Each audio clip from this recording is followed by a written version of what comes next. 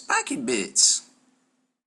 Hey guys, MBG back again with a look at the newest Imperial Armor book for Apocalypse. And many of you veterans out there probably recognize that this is probably the third or fourth Apocalypse book from Forge World featuring the Reaver Titan on the front. So obviously it's the most iconic symbol of Forge World technology and prowess, and they like to show it off a lot. And I think it's great. I think the artwork looks pretty spectacular, but I think soon they're gonna have to pick a new poster child for Apocalypse and everything Forge World, because we've seen this a lot. Anyways, I don't know if you can see from the detail. Yeah, I think you can see like right here.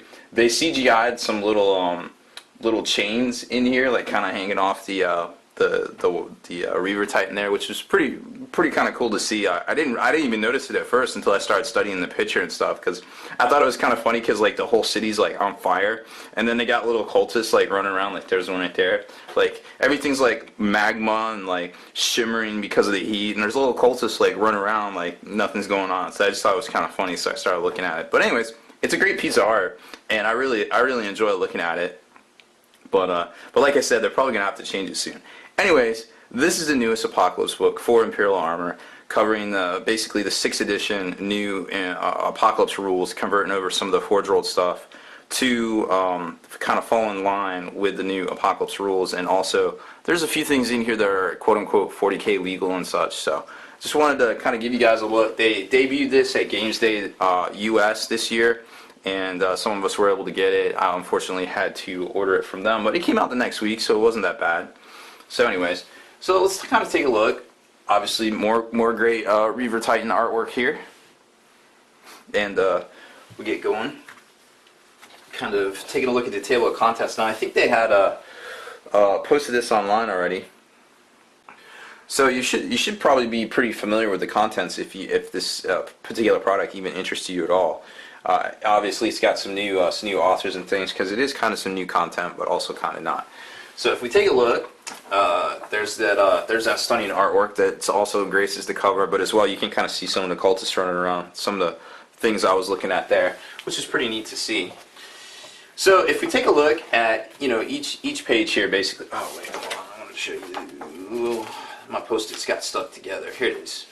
Okay, so I wanted to show you kind of the new thing that was introduced with the, I guess it was Imperial Armor 2nd edition. It came out November of last year. So that was the last Apocalypse book, I guess, that came out. Yeah, 2nd edition. It was blue. It had the Imperial Reaver on the cover.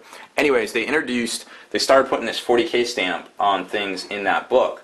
And since then, since we had the Apocalypse stuff come out where they have the different super heavy formation types, now since this is the Apocalypse book, they basically put all of these stamps in here, because you already know it's super heavy. So now they basically break it down, like what kind of super heavy it is: battle formation, armored spearhead, or a standard type of vehicle. So you got the normal 40K stamp, and then you got those. So we'll see that throughout here. And also what I wanted to show you too was a lot of the places in this book, they say this supersedes this set of rules found in whatever.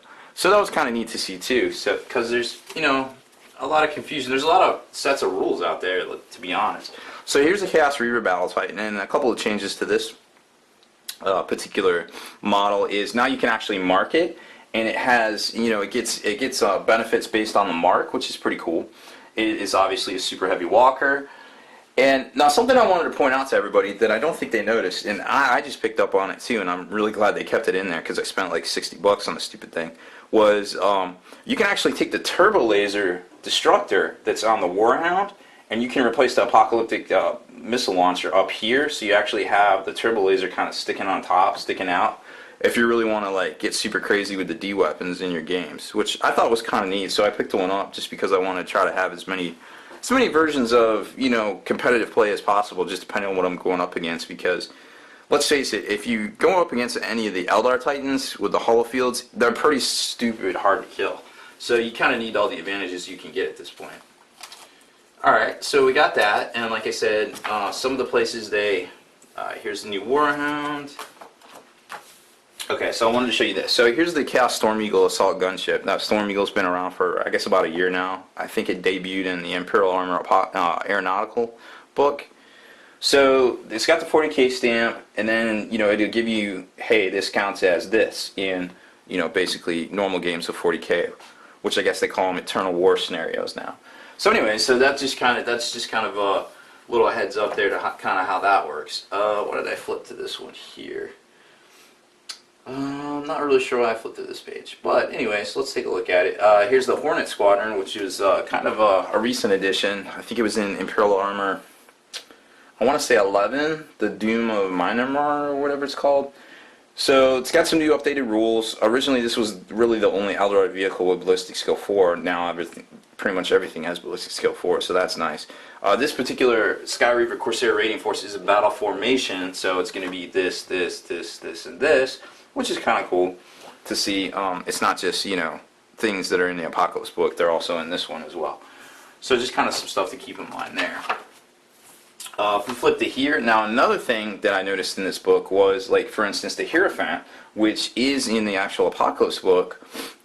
This is basically not for the model, it's for an upgrade. So that was kind of interesting to see. They hadn't done that before. So now we've got upgrade entries, which I guess gives them a little bit more material to put in for some of the, for some of the factions that are lacking, I guess, for lack of a better term, like, Necrons, Tyranids, maybe Dark Eldar don't have quite as much.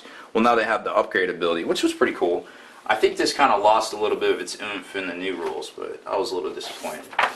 Okay, so you get to the back here and you got Warzone Racks, which, if everybody's familiar with the Imperial Armor series, Racks I think was book 7, 8, and 9 of Imperial Armor. It was just like the big Death Korps Krieg offensive on the planet Racks, which was super good issues, and they did a lot of cool stuff in there. What I liked about this was that they basically have the special characters from that book. They kind of redid them in 40K format in here. So you got Zoofor, he's the Terminator Lord.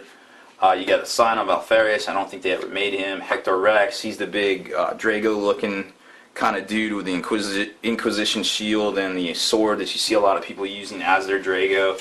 So there's a couple of things in here. There's a little bit of new fluff on the Rax Crusade as well, which I definitely found very interesting read.